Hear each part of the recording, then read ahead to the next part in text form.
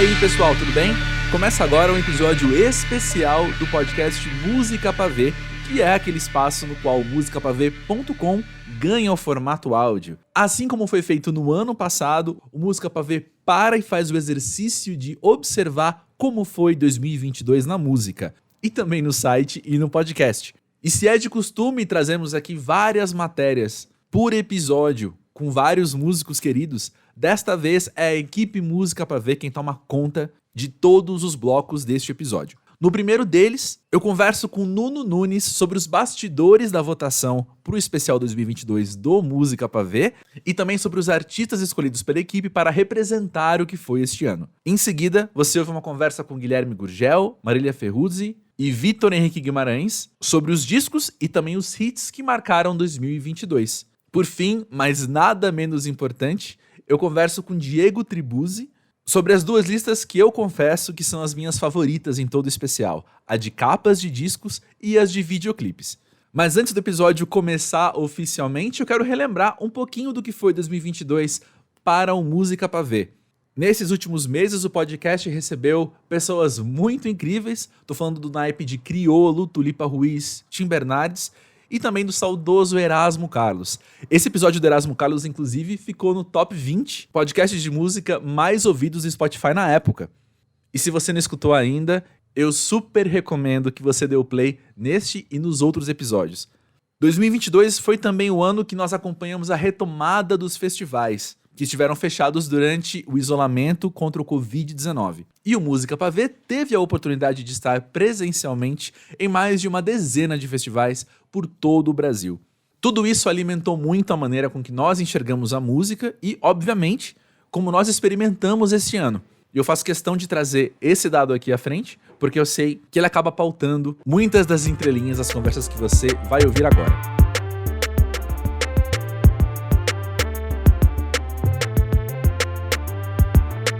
Nuno, meu amigo, eu tô ansioso para te ouvir responder uma coisa aqui. No ano passado, pro especial 2021, você tinha acabado de chegar no Música Pra Ver. Agora, esse é o seu primeiro especial, o qual você acompanhou um ano inteiro de produção nos bastidores, e eu vou chutar que foram experiências muito diferentes. Viver isso em 2021 e em 2022. Foi mesmo? André, que prazer estar aqui, mais um especial de fim de ano, né? Meu segundo, mas você acabou de falar, você resumiu bem já, sim. São momentos diferentes. Dessa vez, um ano inteiro a gente acompanhou desde o começo, fazendo os discos do mês, os clipes do mês, e vendo os lançamentos, entrevistando o pessoal, entrevistando aí grandes nomes, né? Acho que a gente vai falar um pouco mais sobre isso depois, mas a sensação é meio que passar régua, assim, sabe? A gente foi indo mês a mês, foi vendo tudo, agora a gente vai fazer um geralzão, passar régua, e já posso adiantar que parando para olhar para trás e vendo tudo que aconteceu nesse ano, o coração fica quentinho, porque a gente viu muita coisa boa sendo lançada, muita música nova sendo feita, particularmente me deixa feliz demais. Foi mais fácil ou mais difícil votar nesse ano? Eu acho que foi mais fácil. As respostas aparecem no meio do Assim, caminho ao longo do tempo, né? as respostas aparecem no caminho, um pouco dos bastidores já, mas a gente se reúne. Para quem não sabe, como que a gente chega nesse resultado dos artistas, das músicas, dos clipes do ano, rola uma votação, a gente separa, faz indicações e manda para todo mundo votar. O Música para Ver é um espaço democrático, a gente gosta aqui de valorizar a democracia, viva a democracia, inclusive, né? E nessa conversa, nesse momento de parar e tentar convencer os outros por que vale a pena votar, por que isso aqui merece, que a gente merece exaltar, e mais do que isso, né, merece entrar para a história da Música Pra Ver e para ficar registrado como o ano de 2022, para a gente olhar para trás e ver depois. Então, todo esse processo e esse amadurecimento que vai sendo feito ao longo do ano deixou mais Uhum. fácil. Eu não sei você, André, mas eu particularmente me eduquei a ouvir uma música boa em qualquer época do ano e pensar assim, opa, essa aqui dá para entrar na lista de melhor do ano, né? Eu não sei se esse é um pensamento que para você só surge no final ou se te acompanha ao longo do ano quando você vai ouvindo as músicas. Acompanha ao longo do ano, com certeza. Até porque, meu amigo, aqui a gente, macaco velho, tá calejado de saber que chega dezembro, é muita coisa acumulada pra gente rever, né? Então, assim, eu tenho amigos, que eu não vou citar nomes, mas de outros veículos, que eles têm planilhas que ao longo do ano eles vão preenchendo. Eu não tô nesse nível de organização, porque esse não sou eu enquanto pessoa, né? Mas, assim, a gente vai conversando entre a gente vai colocando as coisas no site e no podcast, e a gente vai vendo a reação das pessoas nas redes sociais, por exemplo, que a gente publica. E as respostas, como a gente falou, vão aparecendo no meio do caminho. Por exemplo, eu nunca tive dúvidas que Beyoncé e Rosalía estariam entre os artistas do ano. Te surpreende tê-las na lista final? É, a gente vê o impacto, né, que tem essas artistas e como elas movimentam, como as pessoas falam sobre isso e como as pessoas ficam ansiosas. Vendo todos os lançamentos, dá para perceber no meio aqueles que realmente fazem, vamos dizer assim, as pessoas param para ver e vira assunto e vira toda uma movimentação. Então, essas duas que você falou, assim, ambas, né, internacionais, que tem um impacto global, assim, no mundo, né? A gente está falando de música mundial. São coisas que a Beyoncé, já consolidada, já uma das maiores da história, quando vai trazer algum material novo, e especialmente esse que veio depois de tanto tempo, sem ela trazer alguma coisa nova, né? A espera das pessoas e a ansiedade por poder ouvir um material novo. Inclusive, sobre o álbum da Beyoncé, uma coisa que aconteceu foi que a gente fez um faixa-faixa aqui, né, no Música Pra Ver. A gente se reuniu, chamou o pessoal, cada um falou um pouco sobre uma das músicas e fez o compilado ali, meio que já, de certa forma, antecipando que esse era um disco que valia a pena a gente prestar atenção. Não foi o único faixa-faixa que a gente fez, né? Uma coisa que eu vou te perguntar, como que surge a vontade de a gente fazer, comentar todas as músicas de um disco, fazer um faixa-faixa? De onde que vem essa ideia? Eu acho que vem muito de, como eu disse, assim, já antevendo umas respostas das pessoas. E também farejando o zeitgeist, sabe? A gente tá farejando, assim, o que tá acontecendo ao nosso redor durante esse tempo. A gente entende que quando o Arctic Monkeys vai lançar um disco, a gente vai fazer um faixa-faixa desse disco, porque é algo que repercute enquanto importância tanto para os leitores e ouvintes do podcast, quanto dentro da equipe do site. Então a gente fala, não, vamos fazer isso aqui, que isso aqui é algo que merece a nossa atenção. E eu concordo contigo, a gente fez o da Beyoncé, a gente fez da Magloire, faixa-faixa também, e ambos estão aí tanto em artistas do ano como nos discos do ano. Porém, Arctic Monkeys não, sabe? Então, concordo contigo, é um ótimo indicativo a gente pensar que os discos que a gente tá dando mais destaque ao longo do ano, obviamente, não é à toa, mas ao mesmo tempo é muito interessante notar como um lançamento pode ter grande peso, enorme peso, e ainda assim não marcar um ano, né? Que é justamente esse caso. Mas citando esses, por exemplo, quando saiu o disco da Magloire, que eu acabei de falar, mesmo quando saiu o disco do Tim Bernardes, a resposta que nós temos dentro, nos bastidores do Música Pra Ver, assim, é muito grande. Então, eu já começo a suspeitar que esses discos que nós estamos animados porque vão sair, eles saem daquele jeito que eles são, e a gente de fato conversa muito sobre eles. E a gente vai gravar podcast, a gente vai fazer entrevista, a gente vai ao show, a gente vai ao festival que tá tocando. Não tem como não ser um grande destaque do ano, sabe? Eu acho que aí entra algo também que é para além de uma frieza observacional crítica. Eu acho que tem também o que a gente se permite, e eu apoio esse tipo de jornalismo dentro da cultura e da arte, que é o que a gente se envolve enquanto pessoa. E a gente traz os nossos subjetivismos, e a gente traz os nossos envolvimentos também com a música, no caso, com os clipes, com as capas de disco, com os shows, enfim. E a gente pode escrever, a gente pode falar a partir desse lugar também, que é pessoal. Então, quando a gente vai fazer uma votação de destaques do ano, quando a gente vai se reunir para fazer os indicados e como você falou naquela reunião que a gente faz, que eu brinco que é formação de lobby, né? A gente tentando ali um convencer o outro mesmo de alguma coisa. É muito um exercício nosso, assim, de falar, peraí, será que aqui eu tô sendo eu demais e menos crítico? Ou vice-versa, será que eu tô só pensando no que eu vi e ouvi ao meu redor ao longo do ano, mas e a conexão que eu estabeleço com as obras, né? Qual o espaço que eu dou para isso?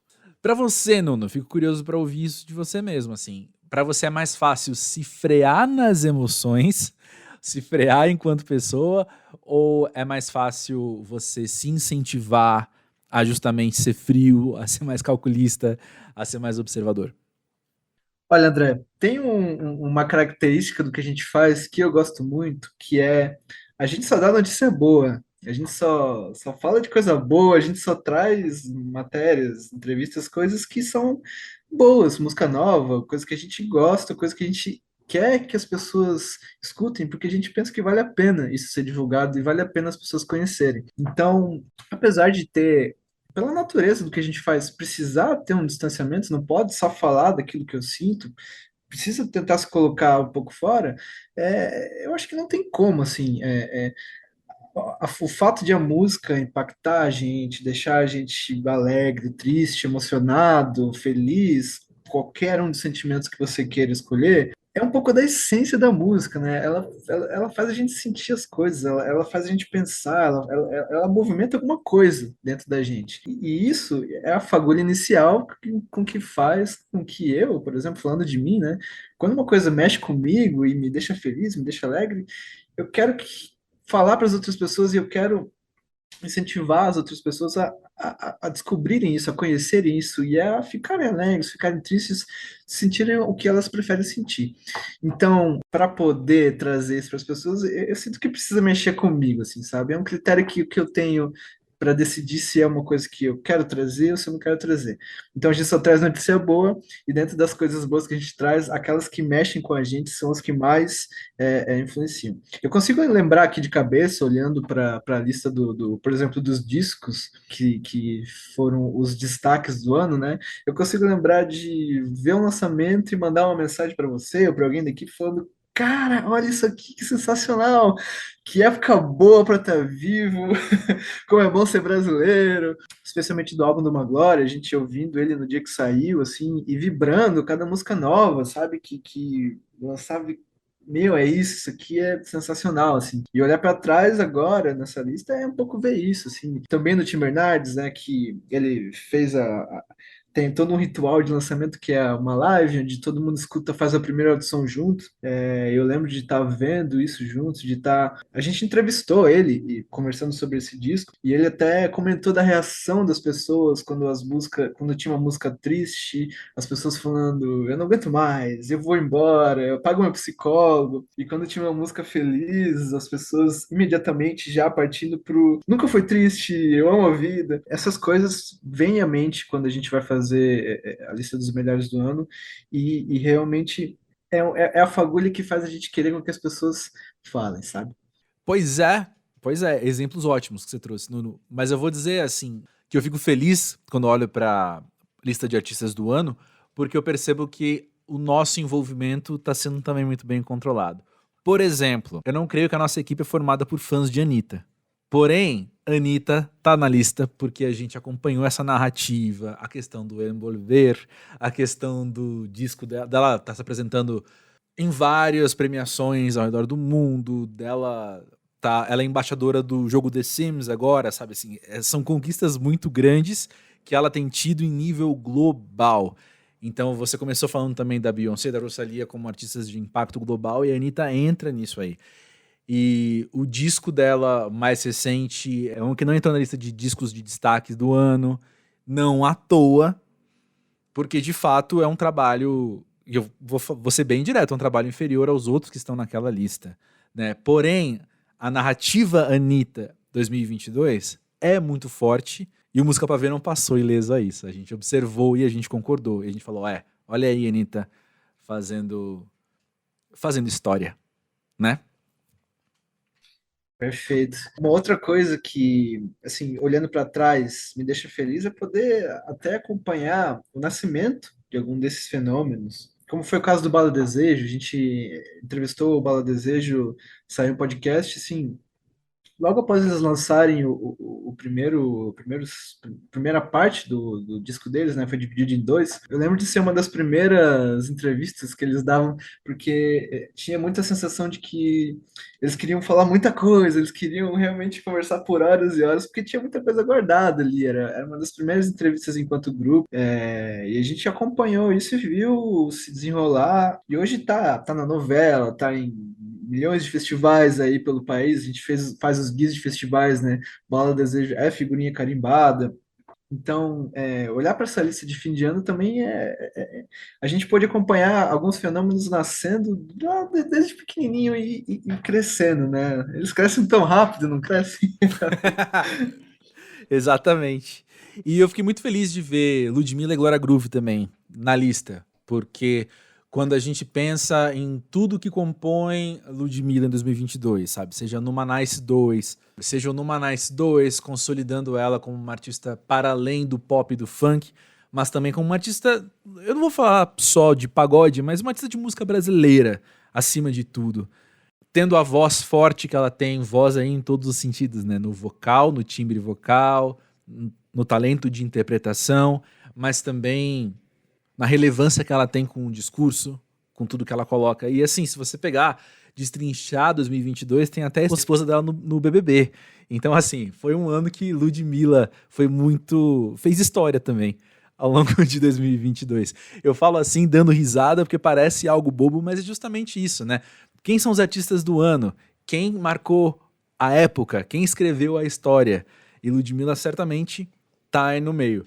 E Glória Groove é um fenômeno também assim, tá bom, a gente também é uma artista que a gente meio que viu nascer ao longo do tempo. A gente talvez não tenha visto nascer, mas a gente viu crescer ao longo do tempo. E quando chega 2022, caramba, sabe? Seja pelo disco dela, mas seja pelos hits também, sabe? A Queda, Vermelho, são músicas muito presentes, sabe? Se a gente vai a uma festa, tá tocando. A gente liga pra ver um vídeo, um programa de TV, vai estar na trilha ou vai estar na propaganda.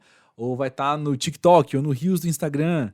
Ou você vai a um festival, ela tá lá tocando, sabe? Se ela não tiver no line-up do festival, algum DJ vai tocar. Quando eu olho pra lista de artistas, quando eu vejo esses nomes todos, eu consigo entender eles marcando história. Talvez uma surpresa que não é surpresa, mas eu não conheço uma palavra melhor pra isso, tenha sido Lineker, pra mim, pessoalmente. Porque justamente o álbum mais recente de 2021, tudo bem que ele foi lançado talvez mais pro fim do ano e a gente foi ouvir ele mais em 2022, tem a questão do Manhãs de Setembro, mas eu acho que Lineker é também uma artista, até por ela ser então multimídia, até por ela estar na música e também na TV, eu acho que vira também uma artista personalidade, caso da Ludmilla de novo, né? E que certamente marcou época, né? Como é que você vê isso, Nuno? Eu fico muito, muito, muito feliz que a Lineker apareceu nessa lista, porque, assim, eu pessoalmente me dá orgulho de ser brasileiro e poder falar que eu nasci no mesmo país que a Lineker, sabe? Contemporâneo da Lineker. Ela ter ganhado um Grammy e da forma como foi, aquela descarga de emoção dela no discurso de agradecimento, meu, isso arrepia demais, assim. A Lineker é um fenômeno, a voz dela é sensacional, maravilhosa. Ela merece muito. Baby 95, que eu acho uma música genial, assim, ela consegue representar o Brasil de uma forma tão grande que muda para um samba na metade e a Lineker realmente olhar para essa lista e ver a Lineker ali no meio é uma coisa que me deixa muito feliz. O É, brasileiro sabe votar às vezes, hein? O brasileiro às vezes sabe votar, isso a gente tem que dizer vendo essa lista. olha aí. E da mesma forma, né? Não tem como a gente não falar de The Weeknd, que é alguém que sempre teve uma excelência muito interessante em seu trabalho, né? O cara, ele é cantor, compositor e também produtor. E o cara, ele começou ali fazendo umas coisas mais lado B, dentro de um R&B muito contemporâneo em 2012, se eu não me engano, 2011, não lembro agora.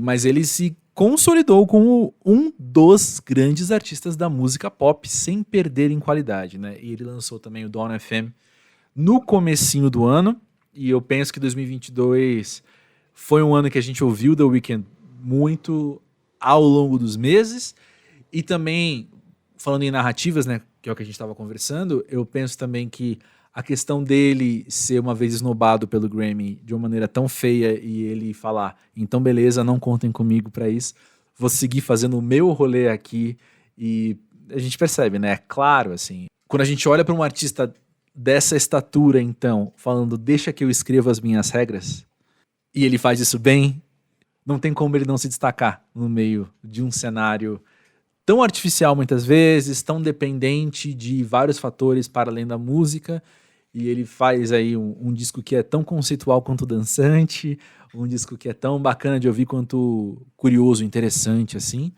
e com clipes muito fortes, né? Então, fiquei feliz de ver The Weeknd aí na lista. Nuno, fico curioso para ouvir de você também outra coisa, né? Quem que não entrou e te surpreendeu por não ter entrado, ou que você achou que deveria entrar? Olha só, momento da polêmica, então, hein? Se a gente vivesse num mundo onde eu escolhesse, Se não fosse uma democracia, eu teria colocado o Jovem Dionísio nessa lista. A gente viu, né, um hit que foi o Acorda Pedrinho, que estourou de uma maneira absurda e da noite para o dia muitas pessoas conheceram e ouviram, às vezes até não poder mais. Existe o fenômeno de uma música que toca tanto que começa a ter uma certa aversão, né? Mas eu particularmente vinha acompanhando a carreira, vinha vendo os lançamentos, sempre me chamou muita atenção e eu achei o disco deles, que eles lançaram esse ano, muito bom, assim. Se você pegar as outras músicas que não é a Corda Pedrinho e for ouvir, eu sinto uma inovação, eu sinto trazendo alguma coisa nova, eu sinto explorando uma coisa diferente que não existia ali, sabe? Isso para mim tem muito valor. Então, se eu fosse escolher um, eu colocaria o Jovem Dionísio nessa lista. Mas eu fiquei curioso para saber de você também, André. Quem que ficou faltando na listinha de André, Felipe de Medeiros? Que nome que apareceria? então eu admito que não faltou ninguém. Não faltou ninguém. Porém, me Ah, surpreendeu, assim. Eu falei, olha só, interessante, ao mesmo tempo que eu compreendo quase que um raciocínio inconsciente de todo mundo, de pensar num Harry Styles, por exemplo. Disco bom, o show, uma quantidade de shows no Brasil que é praticamente uma residência, alguns hits, alguns excelentes. tatuagem do Brasil. Exatamente. Então, assim, o cara tá fazendo muita coisa de alta qualidade, sendo muito reconhecido. Só que eu penso que se talvez Beyoncé foi alguém que lançou um disco ainda melhor do que ela já tinha lançado antes, algo muito original dentro da sua discografia e tal, eu penso que Harry Styles é uma narrativa um pouco diferente, é uma narrativa um pouco mais natural, de alguém muito legal, fazendo coisas legais. E As It Was, de fato, assim, ninguém saiu ileso de abrir um Instagram e ter um Reels com essa música, sabe? Mas ao mesmo tempo, penso eu que a figura do Harry Styles seria meio que chovendo molhado. Tipo, tá, a gente já entendeu. A gente já entendeu que ele tem se destacado, né? Talvez numa seleção ele fique de fora. Eu acho que isso foi um raciocínio inconsciente de todo mundo, assim, de olhar pro nome dele e falar, ah, claro, mas aí votar no outro, sabe? Tem alguns nomes que são, de certa forma, unanimidades, né? A gente brinca que a gente está votando e tudo mais, mas quando a gente parou para discutir, teve alguns a gente nem não tinha nem muito o que dizer, assim, realmente é isso, é um destaque do ano, é uma coisa que não dá para passar em branco, né? Eu acho que citar o Tim Bernardes nessa lista é um pouco disso, é um pouco de olhar para uma parte da música brasileira sendo escrita, olhar para uma coisa que vai ficar para as próximas gerações, talvez, assim, sabe? Não sei se é muito pretensioso dizer isso, mas assim como a gente acompanha e tenta resgatar um pouco daquilo que o Brasil viveu nos anos 60, 70, a Tropicália, todos esses ícones, e alguns deles deixaram a gente esse ano, inclusive, né? Mas a gente pode colocar o Tim Bernardes como um desses grandes compositores da música brasileira. E uma parte que ele fala no disco dele é sobre a dúvida entre mostrar o mundo para o Brasil ou mostrar o Brasil para o mundo. Então, a gente está exportando também, a gente está, o Tim Bernardes tá ganhando o mundo, então também merece um destaque nessa lista, né? A música brasileira, ela teve um ano muito bom, assim, eu acho que de tudo que a gente falou, é poder olhar para o ano e falar assim, a música brasileira teve um ano muito bom, e tô com a expectativa de que vai melhorar cada vez mais, assim. Isso é uma das coisas que me deixa muito feliz. Só pra concluir esse assunto também, eu penso que não faltou ninguém na lista, mas ao mesmo tempo, pensando na música brasileira de hoje, dá pra gente estender uma grande lista de artistas que muito provavelmente contemplam uma longevidade muito interessante na música brasileira. Então, por exemplo, Gilsons, por exemplo, Jão, por exemplo, Baco, por exemplo, Raquel Reis, que essa a gente tá vendo nascer também.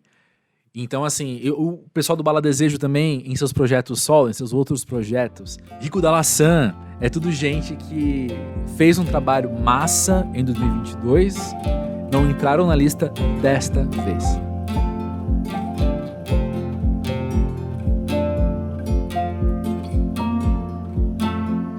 Olá, eu sou Guilherme Gurgel.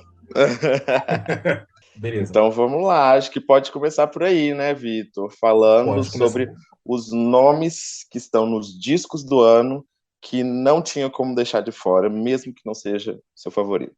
Eu vou dizer aqui, assim, Beyoncé é uma artista que já tá aí, já tá grande e tudo mais, não sei o quê, maior artista viva, etc. Então sempre se cria uma expectativa em cima do que ela vai sair. Eu não esperava que fosse sair o que saiu e não esperava que fosse ser tão bom.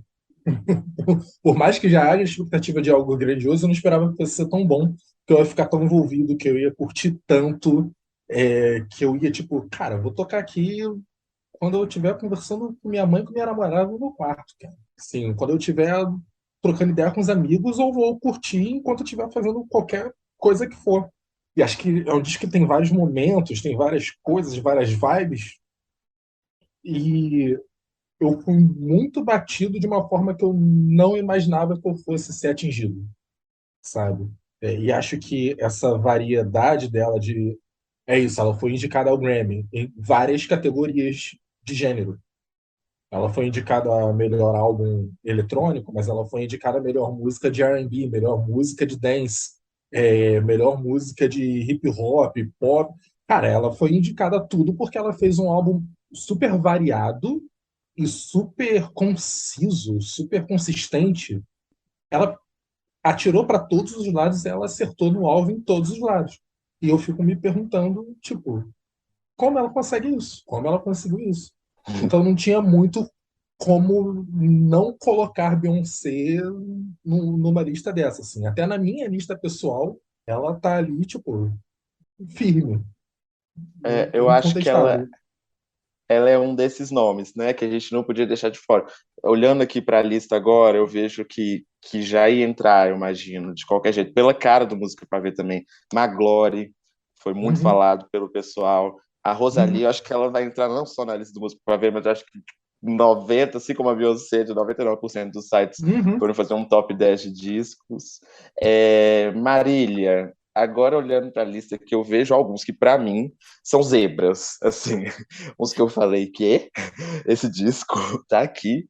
Eu queria que você me falasse os que você tá bem surpresa de que chegaram nesse top 10. Então, mas em relação a disco, eu discordo de você, Gui. Eu acho que todos que entraram no nosso site eu achei bem justo. Assim, eu acho que todos têm o seu valor. Assim, eu consigo entender por que que cada um entrou e está na nossa lista. Assim, no geral, eu achei um resultado bom. Assim, eu achei que representou bem o que foi feito de mais relevante. Assim, o que que a gente vai lembrar, o que eu acredito que a gente vai lembrar daqui a um tempo. Ah, isso em 2022 era muito legal, foi bem relevante, bem marcante. E tá diversificado, né? Tá Sim, uma lista diversificada. Tem a Beyoncé, que é tudo isso. Tem uma Glória que vai para um rock. Tem o Tim, que é depressivo. Tem o Kendrick, que, porra, veio com tudo na mão, 18 pedras na mão.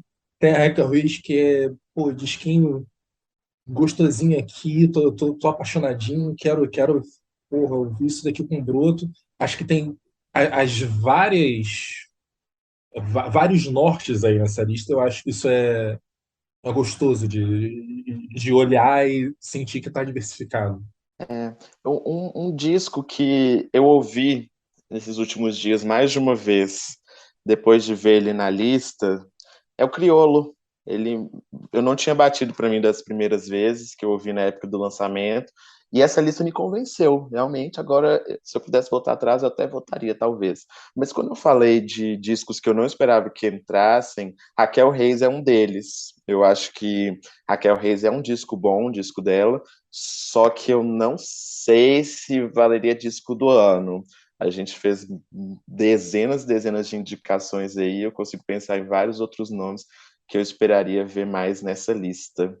Por exemplo, Steve Lacy. Steve Lacy, eu acho que é um disco que não só eu gosto muito, mas eu acho que marcou muito o cenário musical desse ano. Vitor tá levantando a mão porque tenho... discorda ou porque concorda? Se Não, discordar, porque... não precisa falar. Cara, não, mas aí eu vou discordar. Aí eu vou discordar. Eu tenho uma natureza quase de discordar, sacanagem. Mas eu discordo, eu certamente discordo, porque eu acho que o Steve Lacy ele tem um disco que tá legal, tá? Não vou dizer que não, mas tem algumas músicas. Eu pego, por exemplo, o disco do Daniel Caesar, que tem Get You, tá? Então, é isso. Para mim, e acho que para várias pessoas, o disco do Daniel Caesar que tem Get You é o disco do Daniel Caesar que tem Get You. Porque Get You é tipo top 10 músicas dos anos 2010 para mim. Para mim, aquilo ali é, porra, bizarro. Bizarro, bizarro, bizarro. E Bad Habits é um pouco isso também. Tem outras músicas muito legais.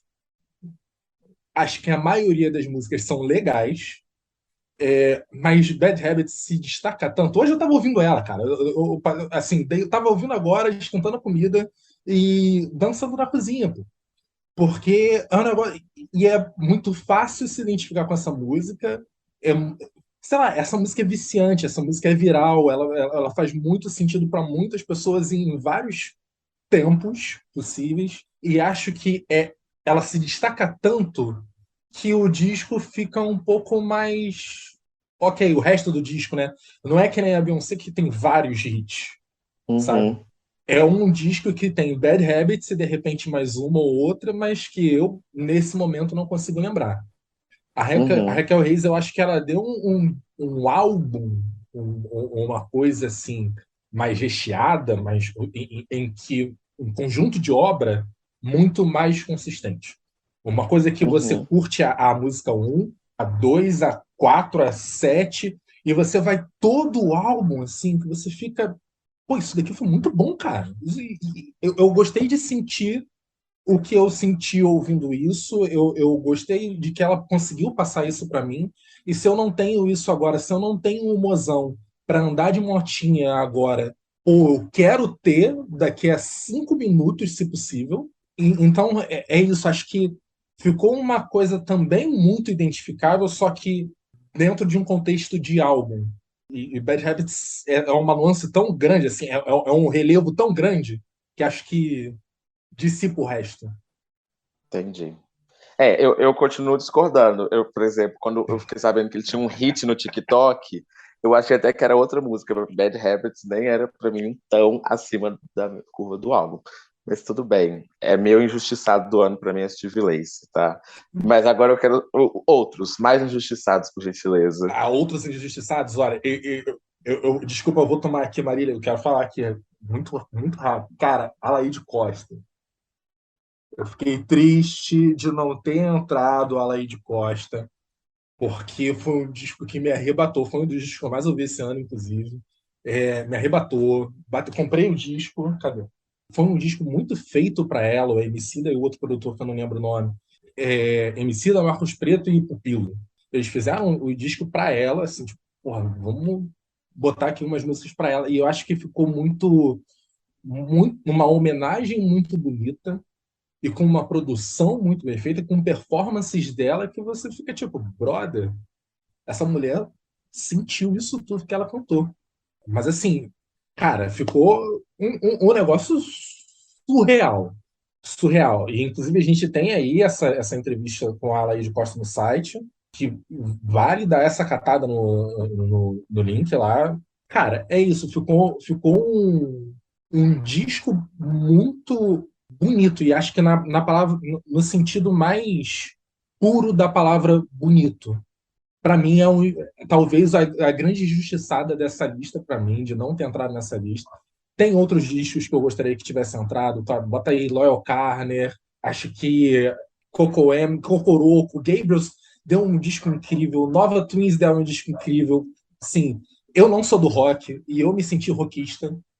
Assim, Eu também. Nova Twins também bateu assim pra mim. porra, elas desgraçaram minha cabeça, eu viciei forte, forte. Eu E também. não entrou na lista, fiquei triste. Eu boto 20 quilos a mais no supino quando eu malho ouvindo elas. Porra, é isso. É essa vibe. É essa vibe. É essa vibe. É exatamente essa vibe. Marília, injustiçados pra você do ano. Eu senti muita falta da Tulipa Ruiz, o Habilidades Extraordinárias. Para mim, foi um dos melhores álbuns assim nacionais que eu ouvi. Eu senti muito aquela coisa de você ter uma artista que já é consolidada de certa forma, né, pra gente, que é uma artista que a gente admira, que a gente sabe que é muito boa, e daí ela chega e pá, lança um álbum muito bom, assim, eu fiquei, me surpreendeu, porque eu achei um álbum muito conciso, assim, muito, sabe, o conjunto das músicas, assim, eu achei muito bom, achei que não teve o reconhecimento que merecia esse álbum, então eu fiquei pessoalmente meio triste de não ter entrado. E sabe o que é mais louco disso tudo? Ela foi injustiçada 2 vezes. Porque ela não ganhou capa também, que estava indicada. Sim, a capa também, mas pelo menos a Laíde tá dentro, né? A Laíde Pelo menos entrou essa redenção ela teve. com a capa maravilhosa também. Mas concordo, teve essa dupla injustiça com a Tulipa. E a É, Tulipa, ela tá no podcast também, viu, gente? Vale conferir essa entrevista com ela, que é muito maravilhosa. sim, bem lembrado, ela entrou no nosso podcast. Bom, agora vamos falar de uma categoria que, primeira coisa, são músicas que nos irritaram. Mentira, brincadeira. Não nos irritaram, mas tocaram tanto que quase nos irritaram. Geraram piadinhas. Anitta com Envolver, as pessoas falaram, cadê as outras músicas dela? Ela só sabe tocar Envolver? Não, porque realmente é o grande hit dela. Por isso, é uma das músicas que entrou na nossa lista de hits do ano. E aí eu queria que a gente comentasse um pouco, né? O que que tem aí? Vamos ver. Tem Jovem Dionísio com Acorda Pedrinho. Gente, Acorda Pedrinho, essa sim irritou, desculpa. Jovem Dionísio, eu amo vocês. Mas essa música entrou na minha cabeça de uma forma. E eu acho que é uma boa definição de um hit do ano. Marília, o que você manda aí sobre essas músicas que são grudentas pra caramba? Então, eu acho que hoje o hit está muito relacionado, muito ligado aí ao TikTok, né? A gente vê muita coisa que parece que o que irrita vem de lá, né?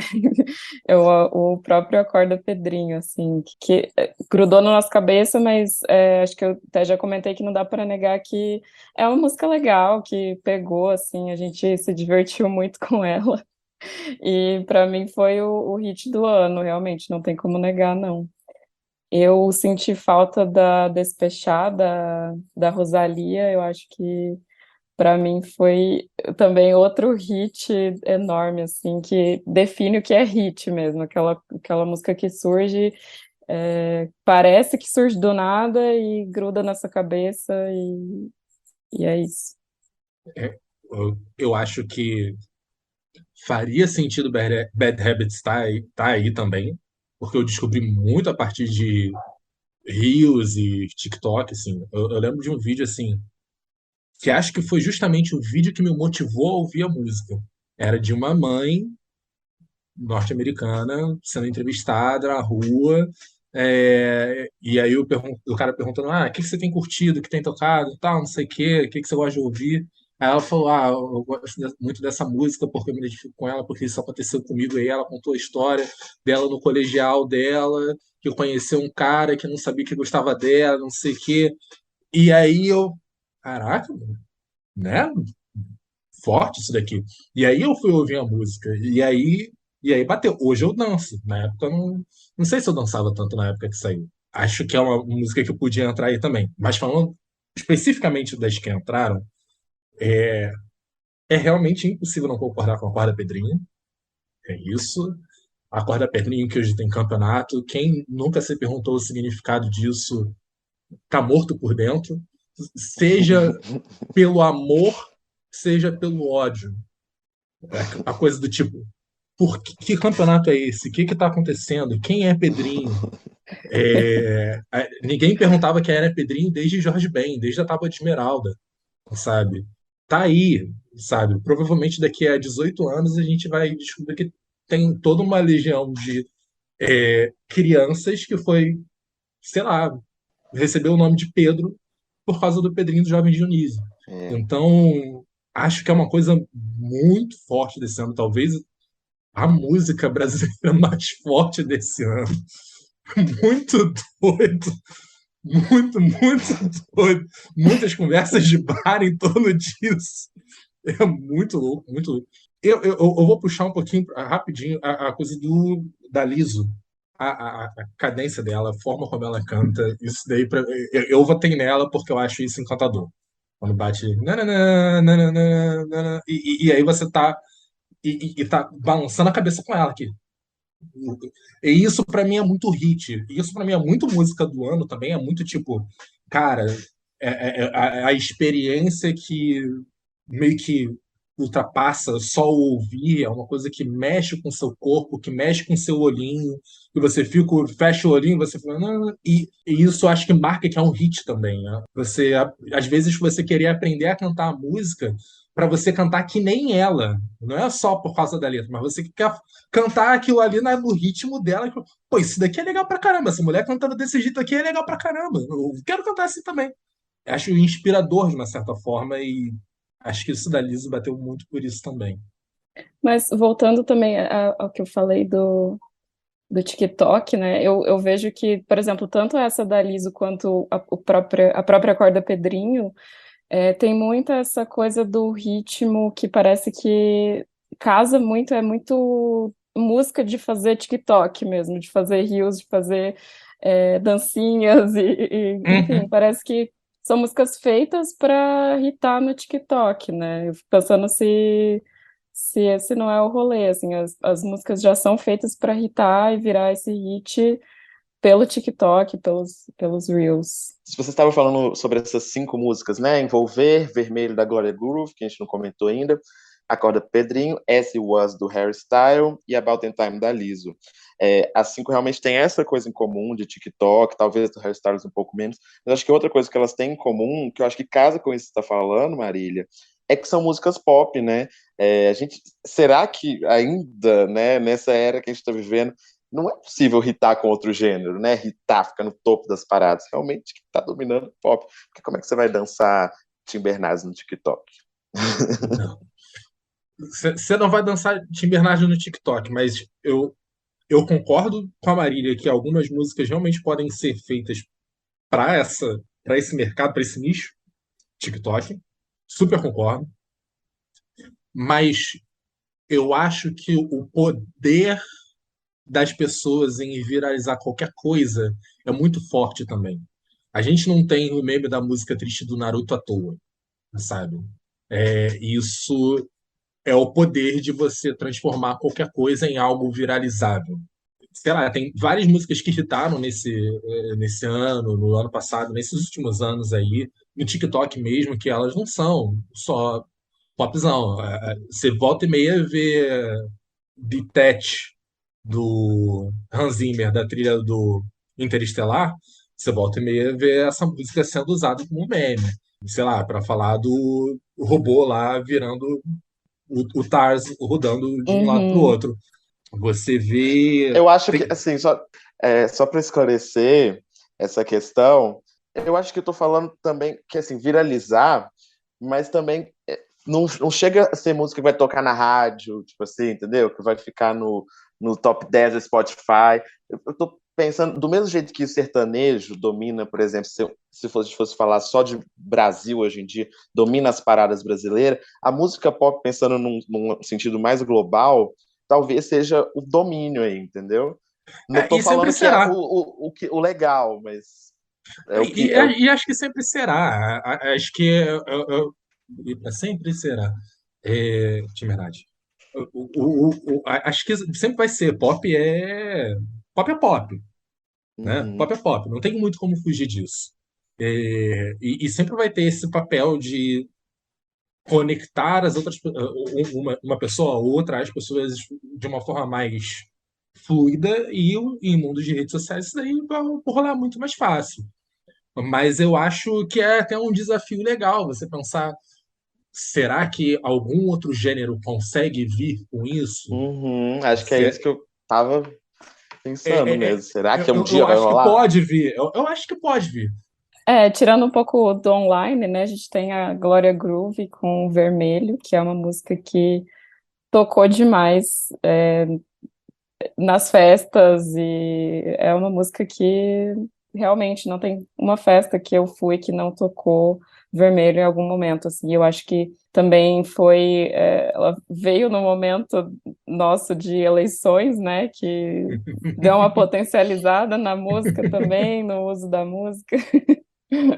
Tranquilamente, tranquilamente. E acho que teve uma coisa, e aí me corrijam se eu estiver de alguma forma equivocado, mas acho que teve uma coisa de identificação até com a própria figura da Glória Groove, ser uma drag que, cara, vem fazendo o trabalho que ela vem fazendo, com a qualidade que ela vem fazendo, com qualidade de produção, qualidade musical, e por ser uma figura tão.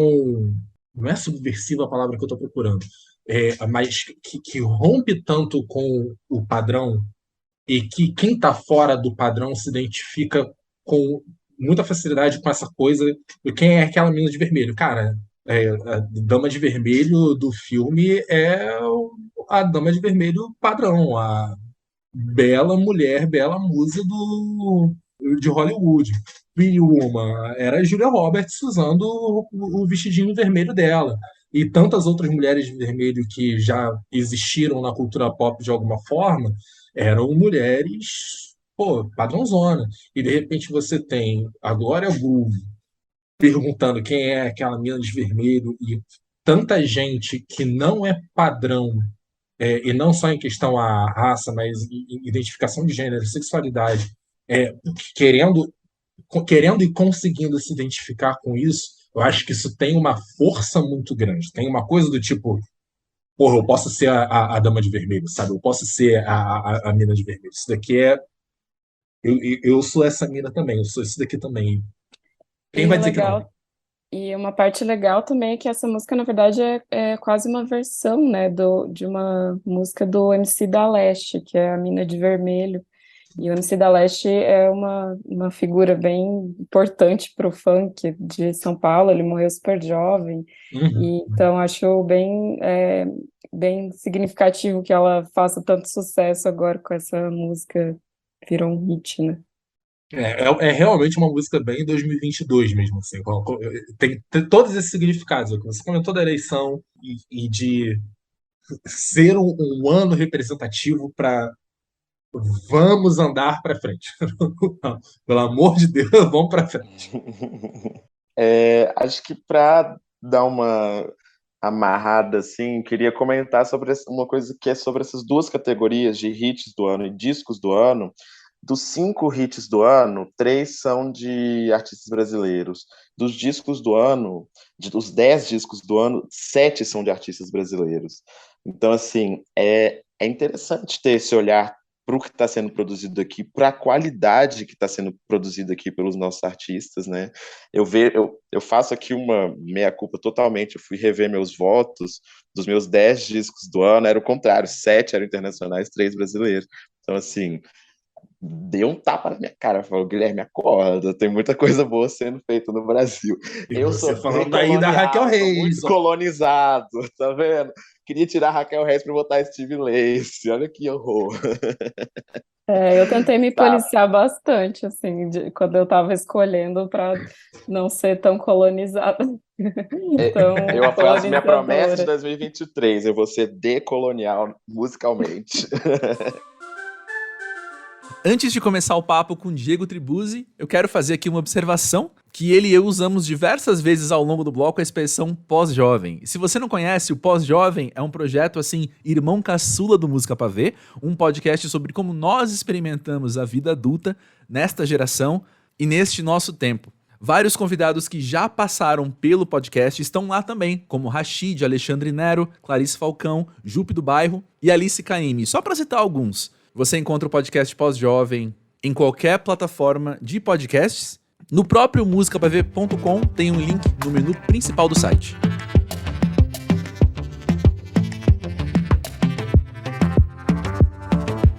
Diego, das capas que você votou para entrarem como destaque do ano, tem uma que te marcou mais que as outras?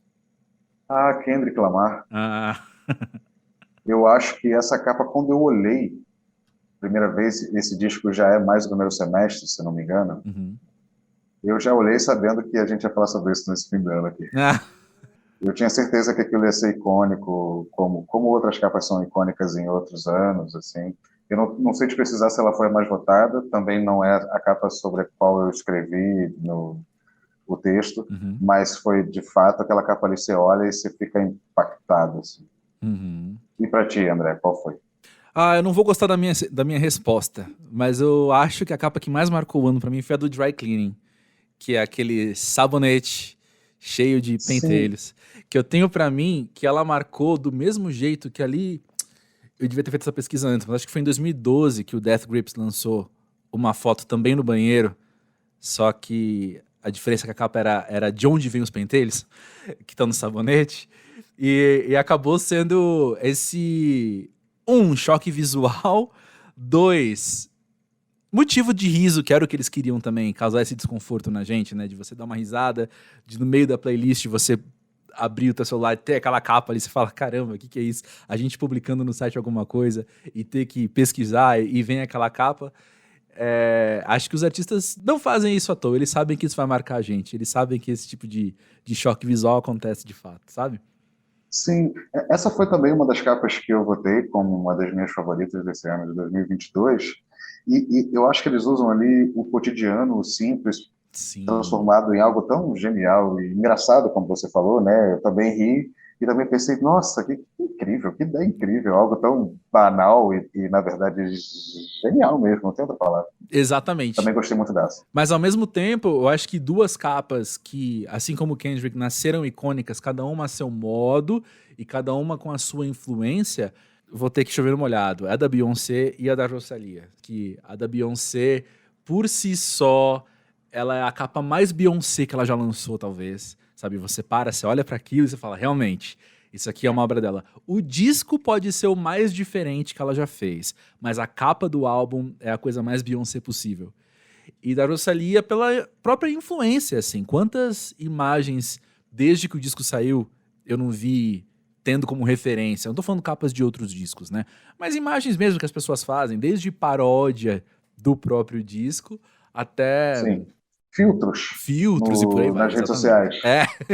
Exatamente. Virou uma capa cotidiana pra gente, né? E eu acho que isso também faz um destaque do ano, né? Eu acredito que a capa da Beyoncé também tem essa questão de ser algo simples, não tem nada de muito elaborado ali naquela capa. É simples ela, com uma boa escolha de luz, é simples e lindo mesmo, e realmente marcante também. Outra capa que não tinha como não votar. Tem coisa muito linda. A do Yes eu gostei muito também. Uhum. Eu achei muito interessante ali. Aí eu já acho que, ao contrário dessas que a gente citou previamente, já é mais elaboradona, já é uma arte mais, nossa, que coisa mais bonita, assim. Sim. Tem uma coisa aí, na do Yes, na do Harry Styles, e é meio que você já falou do Kendrick. Eu sinto que essas capas tinham a ambição de serem as capas do ano. sabe? A da Rosalía, como eu falei, ela teve sua influência, etc. Só que eu não sei, eu arriscaria dizer que tinha menos essa ambição de ser algo tão grandioso, sabe? Como essa do Yeah, Yeah Yes, a do Harry Styles também, sabe? Aquela coisa dele, ele ali sendo pequeno e sendo gigante ao mesmo tempo, naquela imagem, ele com a casa invertida, que gera, você querendo ou não, um tipo de confusão mental assim que você bate o olho. Eu acho que existe essa intenção, assim. Um desconforto estético causado propositalmente. A do Exato. Kendrick tem um pouco essa ali também, do belo, estranho, de proporcionar esse choque, e você fala, caramba, como isso é bonito, caramba, como isso é estranho. Exato. E uma bobagem que precisa ser dita, lado a lado, a capa do Harry Styles e do Kendrick Lamar tem paletas de cores muito semelhantes. É um objetivo. Eu vou fazer esse exercício assim que eu acabar de gravar aqui contigo. Falei que é bobagem. Mas por falar também uma capa simples, porém de uma beleza muito grande, é a da Laíde Costa. Essa é outra também que eu imaginei, quando eu vi, eu imaginei que a gente fosse falar sobre ela. Assim, eu vi essa capa. Eu acho que esse disco ele é muito grandioso por tudo que ele proporciona, né? A forma como que foi feita. Enfim, a gente está aqui para falar mais sobre a obra mesmo, sobre a capa em si, falando da questão estética. E também vai nessa bela simplicidade do preto e branco, com uma boa escolha de luz. Imagino que ali deveriam ter pelo menos umas 20 fotos para serem escolhidas. Sim. Eles escolheram um semblante perfeito, assim, Sim. que é um pouco de... Eu falo um pouco sobre isso no texto, né?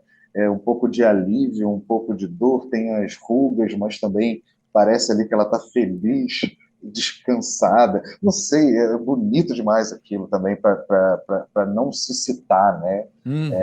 Aí a gente entra no conceito de uma obra que talvez você ouviu uma ou duas vezes, talvez não seja aquilo que você vai consumir sempre, mas aquela capa vai te chamar a atenção, com certeza, toda vez que você vê. Assim. Exatamente. Você tocou agora no assunto que eu ia entrar, que talvez a capa da Alaide Costa seja a que melhor traduz a música do disco. Olha, é verdade, né? É um alívio feliz.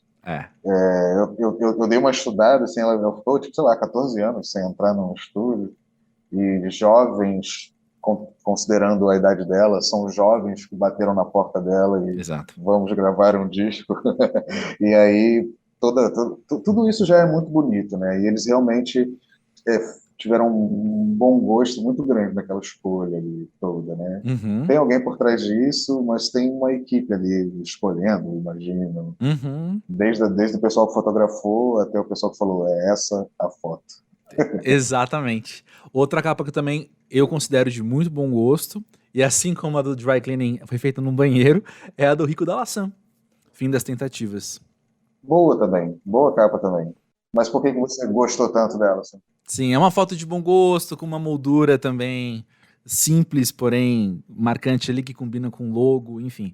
Eu acho que tá tudo muito, muito bem redondinho, assim, e com uma questão... A questão da pele, eu sempre interpreto, assim, que essas obras que colocam a pele em primeiro plano na capa, elas vão ter um cunho mais pessoal, um cunho mais vulnerável. E é exatamente o que ele se propõe a fazer. E eu penso que ele estar sem camisa, visto de costas, é uma vulnerabilidade muito grande, né? E é exatamente o que ele expressa na música também. Interpretações. Sim. E devemos dizer, assim, a gente só não citou até agora a capa do Cessa, que me chamou a atenção ter sido tão votada pelos nossos companheiros de música pra ver, ao mesmo tempo que me faz pleno sentido, porque é uma expressão que eu tenho repetido aqui, mas é um trabalho de muito bom gosto e que explicitamente, intencionalmente, quer de fato comunicar as faixas do disco, né? Sim, essa foi inclusive uma capa que já teve matéria no site antes mesmo da gente fazer esses artigos de melhores do ano, não foi isso? Exatamente, a Thaís escreveu, bateu um papo com ele, bateu um papo com o artista por trás também da obra. E, enfim, para 2023 também fica aí uma vontade nossa de poder conversar com mais artistas visuais que estão por trás dessas capas. Podem ter certeza que a nossa vontade sempre é bater esse papo com todo mundo, que é o que a gente mais gosta de fazer, conversar sobre arte, né? Música pra ver. Por falar nisso, então, videoclipes não adianta, né, Diego? De onde surgiu Música pra Ver? penso que muitos leitores já ouviram essa história, então não vou me repetir aqui. Mas é isso, né? O Música Pra Ver começou justamente para falar de clipes e foi crescendo com o tempo e abraçando outros assuntos também, para além do que nós vemos, né? A gente que é pós-jovem ali, nascido na década de 80, teve adolescência na década de 90, começo dos anos 2000, a linguagem audiovisual ela está totalmente ligada à linguagem musical, sendo ela da forma que a gente consome música, sendo ela da forma que a gente consome até o cinema. Essa linguagem musical, a trilha sonora, tudo isso é marcante. Você pensa numa cena, você sabe qual era a música que estava tocando, e a mesma coisa quando você pensa numa música, você remete a um clipe. A gente foi criado consumindo música dessa forma, né? Exatamente, e cada geração tem seu jeito, então. O pessoal hoje também, os jovens de hoje, né? Quem é mais novo hoje, geração Z, consome muita música por TikTok, por exemplo. Ou seja, a imagem faz parte integral do meu consumo de música, né? E quando eu olho para nossa lista de clipes, dos mais votados pela equipe, para serem os destaques do ano, eu acho que ela contempla muitas gerações, não pelos artistas em si, mas pelo estilo de clipe mesmo, né? Você tem ali do clipe do Planet Hemp com Criolo, Distopia, 100% excelente, feito dentro de uma tradição de clipes já estabelecida há muito tempo, né? Sim, muito parecido com vários clipes que eu posso te citar dos anos 90, por Exatamente. exemplo, que é da onde eles estão surgindo. E inclusive dirigido pelo D2, né? O clipe é dirigido pelo D2. Dirigido pelo... seria como um clipe do Foo Fighters dirigido pelo Dave Grohl, que isso aconteceu agora também. Então, os caras são contemporâneos e estão vivendo o mesmo momento de fazer clipe.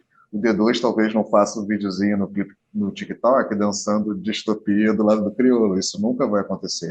Mas os caras também têm essa sede do audiovisual, porque eles também foram contemporâneos disso, assim como a gente, né? Perfeito, perfeito mesmo. Dito isso, 3 dos videoclipes que estão na lista também têm a intenção de romperem com esses formatos, né? Então, assim, Terno Rei, Brutal, Kendrick Lamar, We Cry Together, e o Jovem Dionísio, Acorda Pedrinho, cada um a seu modo, é um videoclipe que se recusa a ser videoclipe como os outros, né? Então, o Terno Rei tem um fator surpresa, de você tá vendo um clipe convencional que de repente não é mais um clipe convencional.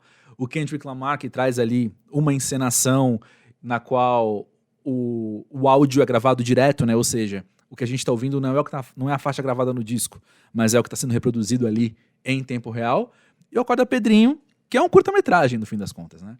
Exatamente. O do Jovem Dionísio, eu acho que rompe padrões contemporâneos. Eles são uma boy band que não tem nada a ver com uma boy band. Exato. Assim, começa por aí. Uma boy band, pelo menos, que a gente conheceu, assim. Mas eles são artistas pop dançando num palco enquanto tocam. Eles são uma boy band, só que eles mesmos se colocam como uma boy band de boteco.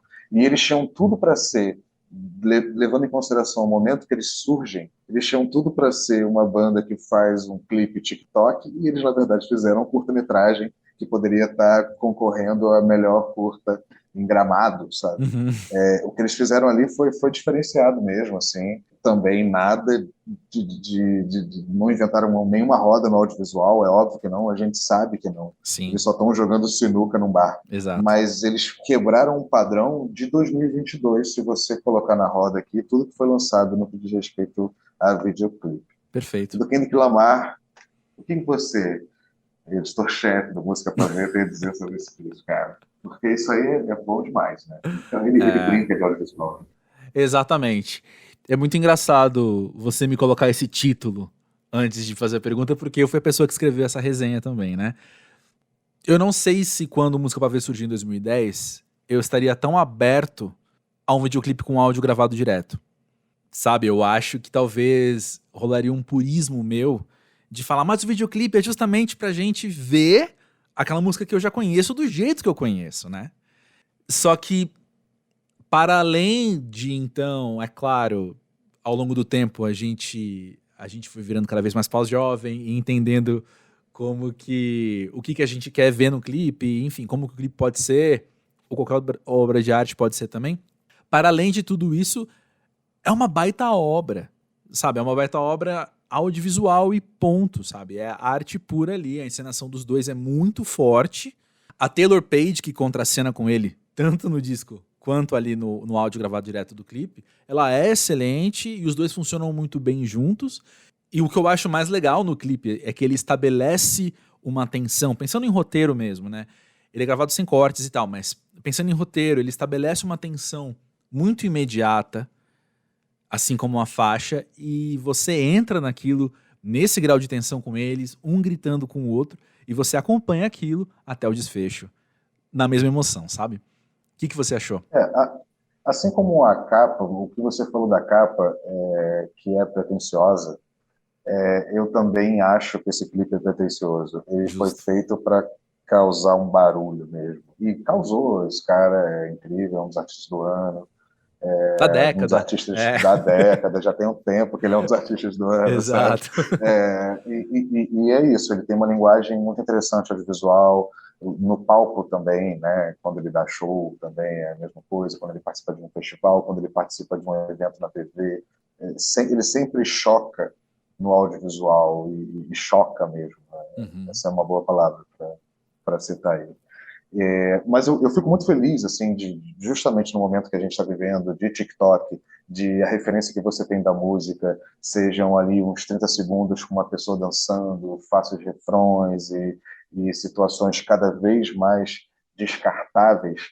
Eu fico muito feliz como uma banda como o Terno Rei faz o que se propõe a fazer. Você já até citou essa questão do quão surpreendente é a estética do videoclipe enquanto narrativa, e os caras já vêm de anos fazendo clipes incríveis, sabe? Eu fico muito feliz, porque não é toda banda contemporânea que está fazendo clipe. Tem várias, eu não vou citar nome, mas tem várias bandas que eu amo dessa, que o que tem de registro, por exemplo, no YouTube, são coisas mais ao vivo, um experimento ou outro. Os caras não, os caras se propõem ali a fazer um set, dias de filmagem, e eu fico muito feliz quando eu vejo uma banda brasileira fazendo isso, cara. Uhum. Também. E inovando, né? Como a gente falou agora. E Terno Rei. Exatamente. Terno Rei não é nenhum estranho nos especiais de fim de ano do Música pra Ver, justamente por isso, né? Exatamente, eles estão sempre aqui, eles estão concorrendo a prêmio, Uhum. não necessariamente sempre ganhando, mas eles fazem, eles usam do audiovisual uma linguagem ao seu favor e não só para seguir um padrão, um algoritmo, que seja, Exatamente. que é o que a maioria está fazendo. Exatamente. Uma coisa que me veio à mente agora também é voltar um pouquinho a um assunto do que eu disse da Laíde Costa com a capa do disco, que eu acho que o clipe de Saoko, da Rosalía, talvez ele foi lançado meio que para anunciar o álbum. E ele carrega em si muito do que é o Motomami, né? A questão das motos mesmo, com a brincadeira com o nome, mas toda a vibe de ser muito pop, de ser muito latino, mas também de ser meio hollywoodiano, de ser meio, essa coisa meio gringona mesmo, assim, meio cosmopolita e contemporânea, com um quesinho cafona de propósito, sabe? Mas eu acho que isso remete muito à música que ela se propôs a fazer, assim, enquanto artista internacional, sabe? É sem medo de ser popzona, é sem Sim. medo de ser cafona, do tipo, é isso mesmo, sabe?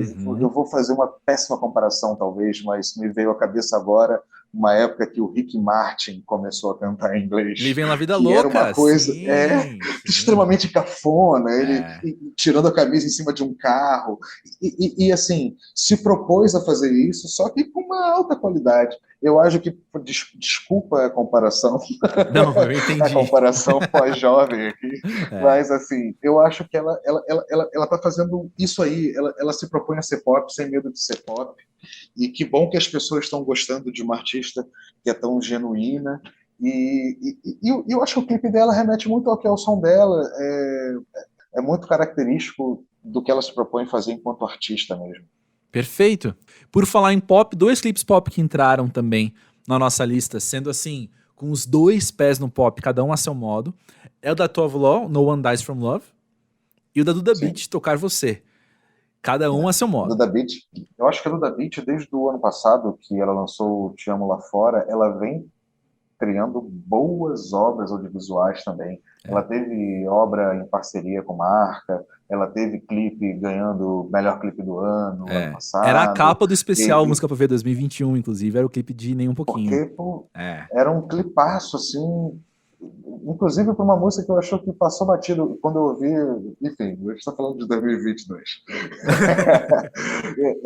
Eu achei que merecia uma atenção maior, assim, do que teve, assim, popular. Entendo. Mas ela vem lançando obra atrás de obra, audiovisual grandiosa, assim, e essa é mais uma.